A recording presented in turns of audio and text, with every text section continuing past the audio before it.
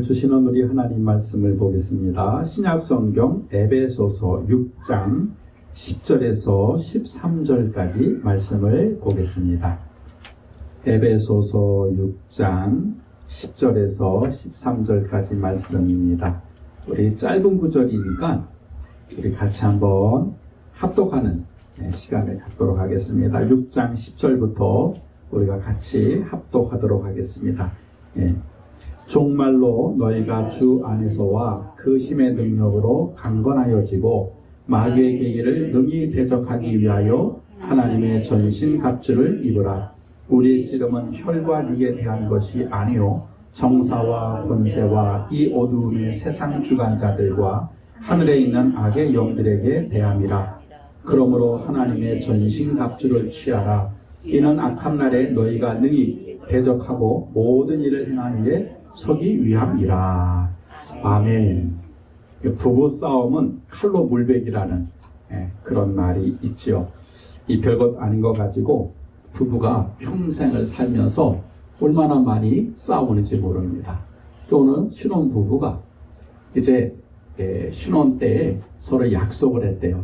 우리가 화가 나서 싸울 것 같으면 말로 하지 말고 글로 하자. 글로 이렇게 써놓자. 그게 서로 약속했어요. 말로 하면 더 큰 싸움이 될 것 같으니까 이제 글로 하자. 이렇게 약속을 하고 남편이 아내에게 화가 난 일이 있어서 이제 메모지에다가 이렇게 써놨대요. 여보, 내가 내일 아침에 일찍 나가야 되니까 5시에 꼭 좀 깨워주세요. 하고 이제 아내 머리맡에다가 이제 그거를 메모를 붙여놨어요. 그리고는 믿고 잤는데 7시가 지나간 거예요. 5시에 일어나야 되는데 7시가 지나니까 얼마나 화가 나겠어요. 그 화가 나가지고 이제 아내를 깨우려고 일어났는데 자기 머리맡에 메모지가 있더래요. 여보, 5시에요. 빨리 일어나세요. 하고 부인이 써놨다라고 하는 거예요. 여러분, 이것이 여러분 우리가 서로 마음의 상처, 마음의 감정 이런 것들이 결국은 여러분 싸움으로 번지게 되는 것을 성경은 말씀하고 있습니다. 그 싸움이 어디서부터 시작되느냐? 우리 감정에서부터 시작이 된다는 거예요. 감정이 상하면 이제 화가 나고, 화가 쌓이면은 나중에 이제 분노로 폭발하게 된다라고 하는 것이죠. 그래서 감정에다가 안 쌓아두는 것이 참 중요하다 그래요. 쌓아두지 말고 그때 풀어야 된다는 거예요. 이제 기분 나쁘면 기분 나쁜 거, 좋으면 좋은 거, 이런 거를 빨리빨리 해소를 해야 더 큰 싸움이 안 되는데 우리는 그렇지 않잖아요. 그냥 묵은 것처럼 그냥 많이 쌓아놓다가 한 방에 빵 터뜨리니까 이제 큰 싸움으로 번지게 되는 것이죠. 여러분, 이 사람이 살면서 싸우지 않을 수는 없어요. 그 이유가 뭐냐면 각자 생각이 다르고 또 감정이 다르기 때문에 그렇습니다. 그런데 이렇게 싸울 때 어떻게 싸우느냐 하는 것이 참 중요해요. 여러분, 우리가 싸움으로 끝나는 경우가 있는가 하면 잘 싸우면, 지혜롭게 싸우면 그게 싸움이 아니라 서로에게 유익이 되고 성숙하게 되는 그런 경우가 있다라고 하는 것이죠. 그래서 여러분, 싸울 때 가장 좋은 방법이 뭐냐면 대화하는 거예요. 대화. 특별히 부부의 대화가 여러분 참 중요합니다. 부부가 서로 대화할 때 배려하고 존중해줘야 돼요. 근데 우리가 유교 사상이 뿌리 깊어가지고 남존 여비 사상 있잖아요. 남자는 뭐 대우받고 여자는 하찮다. 요즘에는 이제 그것이 이제 많이 이렇게 변화가 됐는데 지금도 부부끼리 서로 가부장적이고 또 유교적이고 그런 사람들은 부인한테 구박을 하고 명령하고 욕을 하고 그 대화가 아니죠. 그래서 이 부부간에는 대화를 해야 되는데 상대방을 존중해주고 상대방을 배려하는 그런 자세에서 대화를 하게 되면 싸움이 싸움으로 끝나지 않고 도리어 상대방을 더 알게 되는, 깊어지는 그런 성숙함이 있다라고 합니다. 부모와 자녀와의 대화에서도 마찬가지예요. 그럼 부모가 자녀와 대화할 때에 똑같이 내 자식이라고 해가지고 함부로 대하지 말고 배려하고 존중해줘야 된다는 거예요. 그런데 이 부모와 자녀가 대화를 하게 되면 일방적이죠. 부모가 일방적으로 자녀를 가르치려고만 해요. 그리고는 일방적으로 명령만 합니다. 너 이렇게 해야 돼, 저렇게 해야 돼. 그러니까 분명히 부모하고 자녀가 대화를 한 것 같은데 자녀의 입장에서는 한마디도 대화한 게 아니에요. 일방적으로 부모에게 꾸지람을 받은 것이고 일방적으로 명령만 받은 것입니다. 그건 대화가 아니에요. 그래서 이 자녀와 대화를 할 때의 원칙이 뭐냐면 자녀의 이야기를 좀 끝까지 들어주라는 거야. 우리는 끝까지 들어주지 않고 됐어. 그만해. 그건 대화가 아니라는 거죠. 그래서 이 부부와의 대화 그리고 이 자녀와의 대화에 꼭 필요한 것은 존중과 배려라고 하는 것입니다.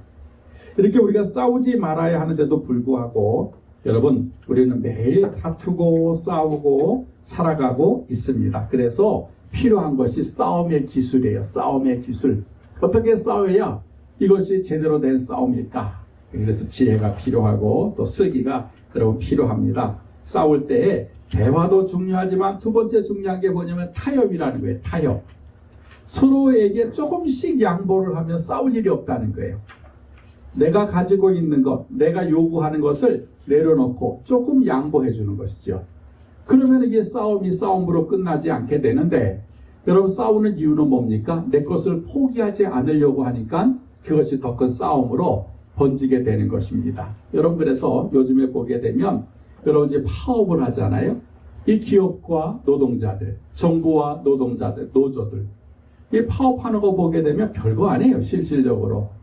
이 속내를 들여다보게 되면 별거 아닙니다. 돈 좀 더 올려주세요. 안전을 좀 더 보장해 주세요. 서로 타협을 하면 돼요. 대화로. 그 타협을 안 하니까 지금 어떻게 되는 거예요? 서로 강대강 대치가 이루어지게 되는 것이죠. 여러분 꼭 그럴까요? 부부간에도 마찬가지지 않겠습니까? 왜 부부가 싸워서 이혼을 합니까? 타협을 안 하는 거예요. 내가 원하는 것만 하려고 하다 보게 되니까 그러니까 서로 간에 마음이 상하게 되고 나중에는 이혼이라고 하는 그런 치명적인 그런 결과를 안게 되는 것입니다. 여러분 국회의원들이 매일 싸우는 것을 보십시오. 별것 아니잖아요. 실질적으로 아무것도 안 해요. 싸우는 거 보게 되면. 그런데 우리나라 국회의원들은 밥 먹고 하는 게 싸우는 거예요. 얼마나 싸우는지 몰라요. 별것 아닌 거 가지고도 이렇다 저렇다. 여러분 90년 넘게 산 할머니가 왜 자기 남편에 대해서 평생 원수라고 말을 할까요? 도대체 싸우는 이유가 뭐냐는 거예요. 우리 이렇게 해답도 없는 그런 싸움을 평생 매일 그렇게 싸우며 지나가고 있다라고 하는 것입니다. 그런데 오늘 성경은 분명히 말씀합니다. 우리가 싸워야 할 것은 혈과 육에 대한 것이 아니라 이 어둠의 악한 영들과 싸움이다 라고 성경은 말씀을 하고 있습니다. 그래서 우리가 싸워야 될 게 여러분 혈과 육도 아니고 이념과 체제도 아니에요. 영적이라는 거예요. 영적. 영적 싸움을 해야 되는데 우리 영적 싸움보다는 혈과 육의 싸움에 우리는 매진하고 있다라고 하는 것입니다. 그래서 오늘 본문 12절이 우리에게 키워드인데 한번 12절을 다시 한번 보시기 바랍니다. 12절에 그랬죠. 우리의 씨름은 우리의 싸움은 혈과 육에 대한 것이 아니요 정사와 권세와 이 어둠의 세상 주관자들과 하늘에 있는 악의 영들에 대함이다 라고 성경은 정확하게 기록을 하고 있습니다. 자, 우리가 싸워야 할 대상이 누구냐는 거예요. 우리가 누구랑 싸워야 되냐는 거예요. 오늘 성경이니까 첫 번째, 혈과 육은 우리의 싸움의 대상이 아니다라는 거예요. 혈이 뭐냐 하면 피를 나눈 거예요. 피를 나눈. 여러분 부모와 자녀가 피를 나눴잖아요. 또 형제와 형제가 피를 나누고 친척이 피를 나누지 않았습니까? 그 혈연 관계를 말하는 거죠. 혈연 관계. 여러분 그래서 이 혈이라고 하는 거 뭐냐면 집안 싸움을 말하는 거예요. 집안 싸움. 부모와 자식이 싸우고 형제와 형제가 싸우고 친척과 친척이 싸우는 이 집안 싸움이 우리가 싸워야 될 게 아니라는 거예요. 그건 우리의 정작 대상도 되지 않는다라고 성경은 말씀을 하고 있습니다. 그럼 집안 싸움 하는 게 주로 뭐예요? 땅 때문에 싸우고 돈 때문에 싸우는 거 아니에요? 그거는 싸움이 아니라는 거죠. 두 번째는 육. 여기서 육이라고 되어 있어요. 육은 뭐냐면 우리 육체를 말하는, 몸을 말하는 거죠. 이게 사람과의 싸움이에요. 부부가 싸우는 거. 이웃과 싸우는 거, 또 친구와 싸우는 거, 그걸 육의 싸움이라고 이야기를 합니다. 그래서 여러분, 이거는 우리가 싸워야 될 게 아니라는 거예요. 집안 싸움 하지 말고, 사람 싸움 하지 말고, 이건 우리가 싸워야 될 아무런 가치도 없고 또 대상도 아니다라고 단호하게 성경은 우리에게 말씀하고 있습니다. 그럼 두 번째, 그럼 우리가 싸워야 될 그런 구체적인 싸움의 대상은 누구냐? 오늘 성경에 보니까 정사, 권세, 어둠의 세상 주관자들, 하늘에 있는 악의 영들이다, 이렇게 기록을 하고 있어요. 그 정사가 뭐냐면 영어로는 룰러라 돼 있어요. 룰러. 이게 뭐냐? 통치자들, 통치하는 사람들. 정확하게 표현하게 되면 어떤 무리의 우두머리를 표현하고 있습니다. 권세는 뭐냐면요, 특권층을 말해요. 특권층. 그런 능력 있는 사람들. 그리고 이 어둠의 세상의 주관자들은 세상의 통치자. 근데 그 배경에는 사단이 있다는 거예요. 사단이 있다는 거예요. 그리고 하늘의 악한 영들은 타락한 천사들을 의미합니다. 그래서 정사, 권세, 주관자, 악의 영들은 천사의 계급이에요. 그것도 타락한 악한 영들의 계급을 의미하고 있습니다. 따라서 우리가 정말 싸워야 될 것은 이 혈과 육이 아니고 뭐예요? 악한 영들, 이 타락한 영들, 그 원수 마귀와 싸워야 되는 것이 우리의 싸움의 대상이다라고 성경은 말씀하고 있습니다. 그래서 우리 믿음의 성도들이 이 악한 영들과 싸우기 위해서 가장 먼저 갖춰야 할 것에 대해서 성경이 우리에게 소개를 하고 있습니다. 첫 번째가 뭐냐면 성령의 능력이에요. 성령의 능력. 이 악한 영과 싸우기 위해서 우리가 반드시 가져야 될 게 성령의 능력. 여러분 10절을 보세요. 종말로 너희가 주 안에서와 그 힘의 능력으로 강건하여 지고라고 말씀하고 있어요. 주님이 주시는 능력, 성령의 능력으로 강건해져야 돼요. 기초가 튼튼해져야 된다는 거예요.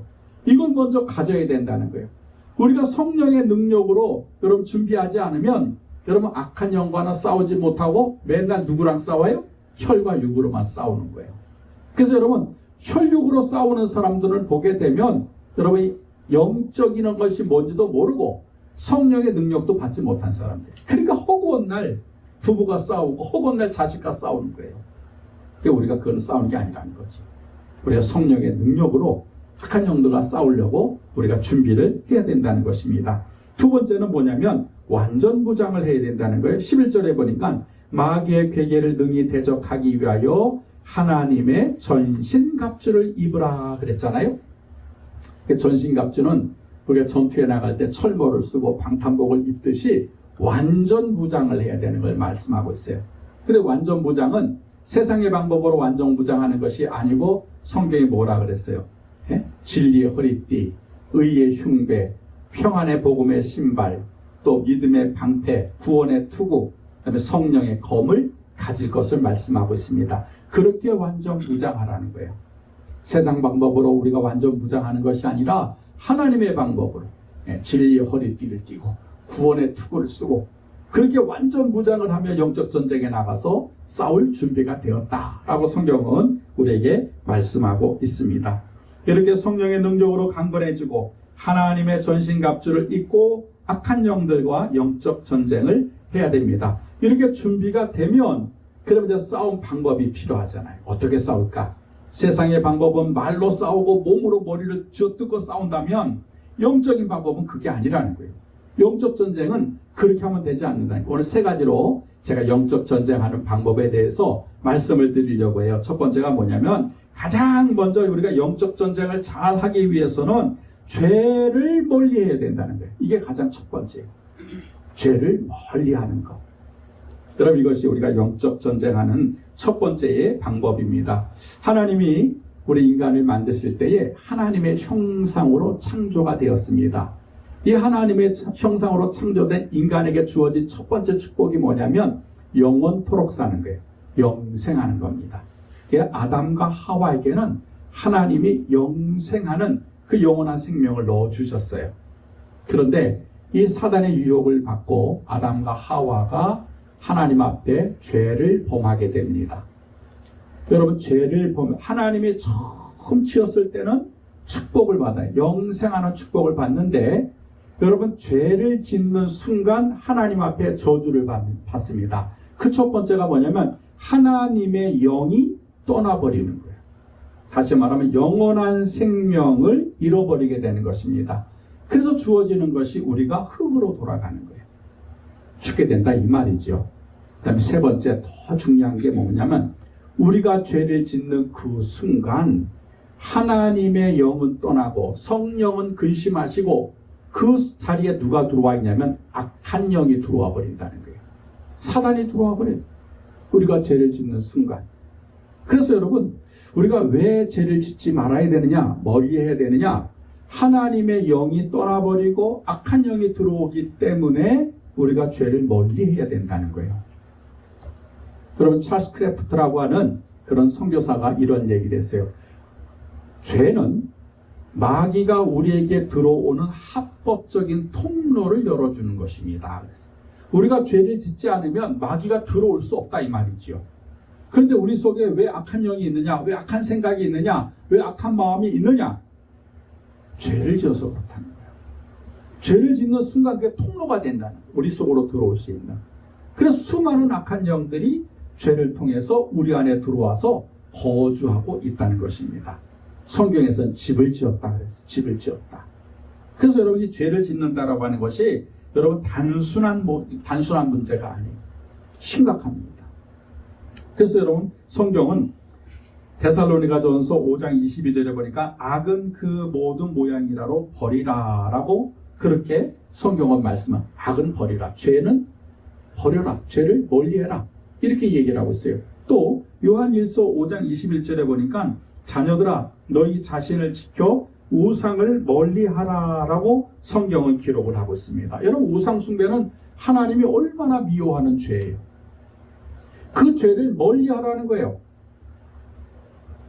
그 죄를 좀 가까이 하지 말고 죄를 좀 물리치고 멀리하고 죄를 좀 피하라.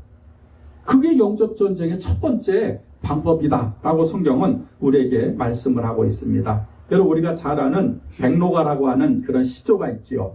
까마귀 노는 곳에 백로야 가지 마라 그러잖아요. 이걸 좀 바꾸면 죄가 있는 곳에 성도야 가지 마라. 아예 죄가 있는 곳에, 죄를 범하는 곳에 아예 얼씬도 거리지도 말고 쳐다보지도 말고 아예 관심도 가지지 말아라. 여러분 그것이 영적 전쟁하는 그런 첫 번째 방법이라고 하는 것입니다. 왜냐하면 여러분 죄는 오염이 돼요. 우리를 오염시킵니다. 두 번째는 죄는 전염이 돼요. 우리가 죄를 안 지어도 죄를 짓는 곳에 가기만 해도 그 죄가 우리에게 달라붙는다 이 말이에요. 이게 죄의 특성이에요. 여러분 우리 코로나 걸린 사람 곁에만 가도 우리가 코로나에 이런 감염이 되지 않습니까? 마찬가지예요. 여러분 죄인과 같이 있으면 나도 모르게 그 죄에 물들게 돼 있다 이 말이에요. 그래서 멀리해야 돼요. 이것이 여러분 가장 첫 번째입니다. 가지 말아야 될 곳은 가지 말아야 돼요. 여러분 보지 말아야 될 것은 보지 말아야 됩니다. 하지 말아야 될 것은 하지 말아야 돼요. 여러분 그것을 할 때 우리는 영적 전쟁을 치를 수 있다라고 하는 것입니다. 두 번째는 마귀를 대적해야 된다는 거예요. 여러분 손자병법이라고 하는 유명한 병술 책이 있지 않습니까? 그 맨 마지막에 36개인데 그게 뭐예요? 36개 주랭랑. 나보다 강력한 적을 만나면 이유 여하를 불문하고 도망가라는 거예요. 그게 최고의 방법이다. 이렇게 손자는 그 병법서에서 가르쳐주고 있습니다. 여러분 이렇게 적군에 대해서 내가 힘이 약하다. 내가 싸워서 안 될 것 같다. 그래서 도망가야 된다는 거예요. 근데 우리가 영적으로 보게 되면 우리는 마귀 앞에서 벌벌 떨면서 36개 주랭랑을 치고 있어요. 이게 잘못됐다는 거예요. 도리어 마귀가 우리를 보면 36개 주랭랑을 쳐야 됩니다. 근데 우리가 마귀만 보면은 또 마귀가 우리에게 두려움을 주고 공포를 주면 우리가 도망을 가는 거예요. 그 진리를 몰라서 그래요. 여러분 우리는 마귀보다 센 존재입니다. 왜냐하면 예수님께서 이미 십자가에서 승리해 주셨기 때문에 그래요. 그러니까 우리가 싸울 때는 지지만 우리가 예수님을 믿는 그 상태가 되면 그러면 우리는 마귀를 이길 수 있는 그런 능력을 소유한 자가 됩니다. 그런데 우리가 이 영적인 진리를 모르니까 여러분 자꾸만 마귀 앞에서 도망만 가려고 하는 거예요. 36개 주랭랑만 치려고 하는 것입니다. 근데 그렇지 않아요. 우리가 마귀를 대적하면 마귀는 도망가게 되어져 있습니다. 그래서 여러분 야고보서 4장 7절에 보니까 그랬죠. 마귀를 대적하라. 그리하면 너희를 피하리라. 대적하면 도망간다 이 말이죠. 그 다음 베드로전서 5장 8절에도 보니까 근신하라 깨어라. 너희 대적 마귀가 우는 사자같이 두루다니며 삼킬 자를 찾나니 너희는 믿음을 굳게 하여 저를 대적하라라고 돼 있어요. 대적하라는 거예요. 마귀에 좀 대항하라는 거예요. 마귀에게 좀 맞서라는 거예요. 진리가 우리 안에 있으니까, 예수님이 우리와 함께하고 있으니까 얼마든지 우리는 이길 수 있다라고 하는 그 믿음으로 마귀를 대적을 해야 되는데 우리는 마귀를 대적을 하려고 하지 않는다는 거예요. 피하려고만 해요. 도망만 다니려고 합니다. 여러분, 그러니까 우리가 백전백패를 하는 거예요. 이 진리를 알지 못하니까, 주님이 우리에게 승리의 능력을 주셨다라고 하는 것을 알지 못하니까 도망만 다니려고 하는 거예요. 여러분, 언제까지 도망 다닐 거예요? 언제까지 여러분 피하려고만 할 것입니까? 여러분, 누가 귀신 들렸어요? 도망가려고 해요. 정신적으로 저 사람 문제가 있어요?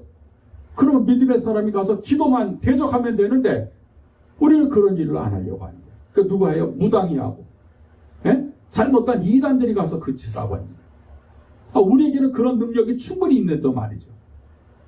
그 영적 전쟁이라고 하는 것을 알지 못하니까 잠깐만 우리는 도망만 가고 또 겁을 먹고 있다는 것입니다. 그래서 여러분 신명기 28장 7절에 보니까 있어요. 너의 대적들이 일어나 너를 치려하면 하나님께서 그들을 너희 앞에서 패하게 하시리니 그들이 한 길로 너를 치러 들어왔으나 너의 앞에서 7길로 도망하리라 라고 말씀을 하고 있어요.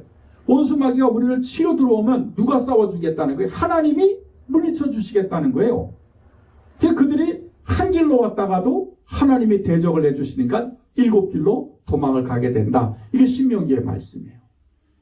여러분, 우리가 겁을 먹을 필요가 없고 두려워할 필요가 없어요. 여러분, 우리가 생활을 하다 보면 어떤 순간 나도 모르게 공포심에 사로잡히거나 두려움이 밀려올 때가 있잖아요. 여러분, 그럴 때는 여러분이 하나님 말씀을 붙잡는 거예요. 그리고 대적하는 거예요. 나를 두렵게 하고 나를 공포스럽게 만드는 악한 영, 예수 이름으로 명령하를 떠나갈지어다. 대적을 해야 도망을 가지요. 대적을 안 하니까 도망을 안 가는 거예요. 여러분, 이 영적 전쟁을 하기 위해서는 여러분 우리가 반드시 마귀를 대적을 해야 된다는 것입니다. 영국의 청교도 목사님이신 존 버니언이라고 하는 목사님이 쓴 그 유명한 종교 소설 있는데 그게 철로역정이라고 하는 그 책이에요. 그 철로역정을 보게 되면 이제 주인공이 순례자, 필그림인데 그 순례자가 이 파멸의 도시를 떠나서 거룩한 성 예루살렘을 향하여 여행을 가는 그 모든 여정을 쓴 책이 철로역정이라고 하는 그런 책입니다. 이제 여러분 이 순례자가 모든 고난을 다 통과해서 이제 천국 문 앞에 딱 들어가기 직전에 선 거예요. 근데 그 책을 읽어보게 되면 그 천국 문 앞에 엄청나게 무서운 사자가 입을 벌리면서 그 순례자를 잡아먹으려고 으르렁 거리고 있는 거예요. 그래서 순례자가 거기서 낙심하는 거예요. 야, 이렇게 내가 모든 고난을 다 겪어왔는데 이 마지막에 저 사자 때문에 내가 못 돌아가는구나 하고 울고 있는데 갑자기 천사가 나타나서 순례자요, 왜 천국에 들어가지 않고 당신은 여기 앉아 울고 있습니까? 하고 물어보니까 이 순례자가 천사요, 보십시오. 내가 이 모든 고난을 다 통과했는데 저 마지막에 저 사자가 저렇게 입구를 딱 가로막고 나를 집어삼키려고 하니 내가 두려워서 무서워서 나는 못 들어가고 있습니다. 그때 이 천사가 웃으면서 순례자요, 저 사자를 좀 자세히 보십시오. 똑바로 보십시오. 그 말을 듣고 그 사자를 자세히 쳐다보니까 그렇게 무섭게 날뛰던 사자 목에 굵은 쇠사슬이 꽉 묶여가지고 한 1m밖에 못 당기는 거예요. 더 이상 나가지 못해. 쇠사슬을 꽉 묶어놔가지고. 그거를 보고 아하, 내가 미리 겁을 먹었구나. 저 사자 아무리 저렇게 으르렁 거려봤자 나에게 아무것도 못하는구나. 1m밖에 못 나오게 쇠사슬에 묶여져 있으니까. 그래서 그 순례자가 그 모습을 보고 기뻐하면서 천국문에 들어갔다 하는 것이 철로 역정의 마지막의 장면입니다. 여러분 지금도 마찬가지지요. 원수 마귀는 단지 우리를 겁을 줄 뿐이에요. 그들이 할 수 있는 건 아무것도 없습니다. 여러분 욥을 보십시오. 사단이 와서 그러잖아요. 하나님, 저 욥, 저거 하나님이 보호해 주시니까 저거 까불고 있는 거죠. 근데 하나님 뭐래? 그래? 그러면 너 마음대로 해봐. 하지만 저희의 생명은 건들지 마라. 사단이 아무리 활개를 쳐도 여러분 욥의 생명은 못 건드려요. 하나님 허락지 아니하시니까. 마찬가지입니다. 지금도 원수 마귀가 아무리 우리를 실패하게 만들고 낙심하게 만들고 넘어뜨리려고 한다 할지라도 여러분 하나님이 허락하지 않으셨기 때문에 원수 마귀는 우리에게 할 게 하나도 없어요. 그러니까 우리는 그 진리를 알고 대적을 하면 됩니다. 대적을 할 때 여러분 원수 마귀는 물러가게 될 줄 믿습니다. 그래서 여러분가 대적하는 자세가 필요해요. 마지막 세 번째가 뭐냐면 악의 세력에 대해서 대항을 해야 돼요. 마귀는 대적하고 악의 세력은 대항을 해야 돼요. 그런 대적은 맞서는 거예요. 그리고 대항이라고 하는 것은 뭐예요? 끝까지 싸워서 이기는 것. 그걸 대항이라 그래요. 2차 세계대전 때 프랑스의 레지스탕스라고 하는 비밀 조직이 있었잖아요.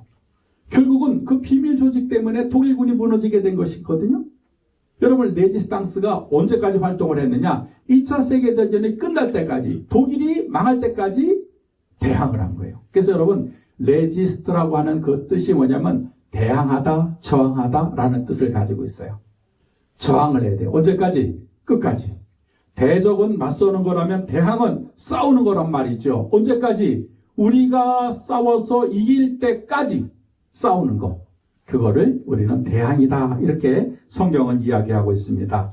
여러분 1968년도에 엄청난 사건이 한번 울진과 삼척에서 일어났었죠. 무장공비가 내려와가지고 여러분 막 사람들, 양민들을 학살을 할 때에 그때 초등학교에 다니는 이승복이라고 하는 어린이가 여러분 유명한 말을 했잖아요. 나는 공산당이 싫어요.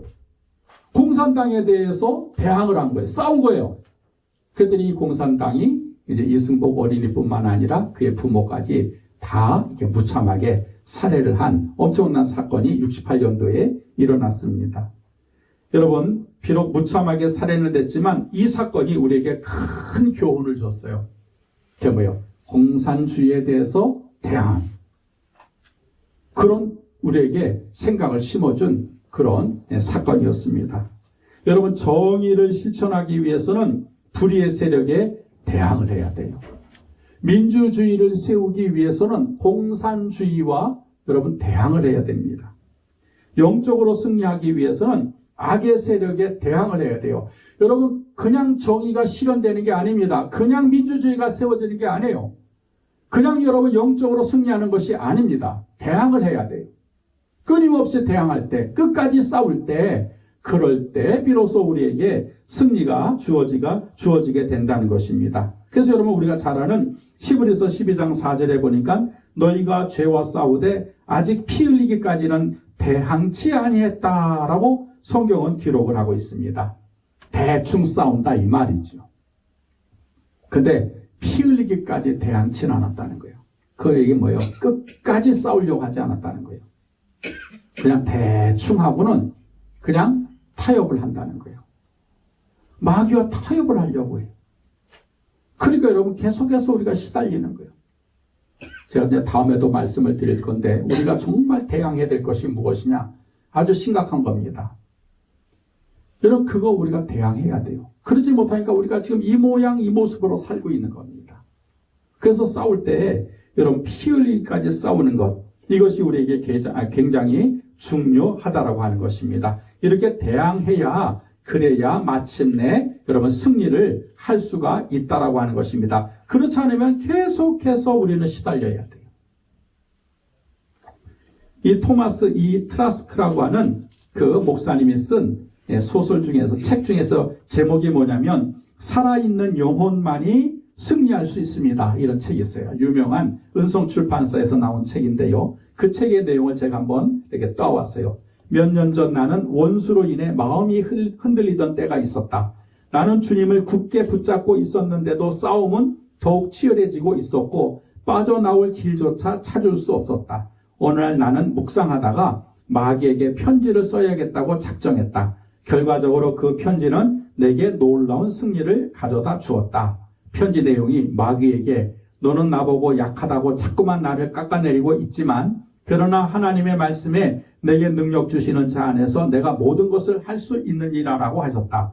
너는 내가 혼자 있기 때문에 아무 변화도 가져올 수 없다고 말하지만 그러나 세상을 변혁시키기 위해 하나님께서는 오직 한 사람을 선택하신다고 성경은 가르치고 있다. 너는 설교하는 일이 어리석은 짓이라고 말하지만 그러나 하나님은 복음 전파에 우둔한 것으로 모든 인생을 바꿔놓으실 것이라고 말씀하셨다. 너는 나를 참소하고 비난하고 시험하고 그리고 절망에 빠뜨리려고 애를 쓰고 있다. 그러나 나에게는 하나님으로부터 받은 말씀들이 있다 하고 편지를 썼어요. 그리고는 나는 이 편지를 통하여 나를 절망하게 만드는 사탄의 공격에 대항하였다. 우리 모두 같은 방법을 쓸 수 있다고 믿는다. 우리의 원수들은 하나님의 능력으로 인해 패할 수밖에 없다라고 영혼만이 승리할 수 있습니다 라는 그런 트라스크 목사님이 그 책을 썼어요. 대항을 해야 여러분 우리가 승리할 수 있다는 거예요.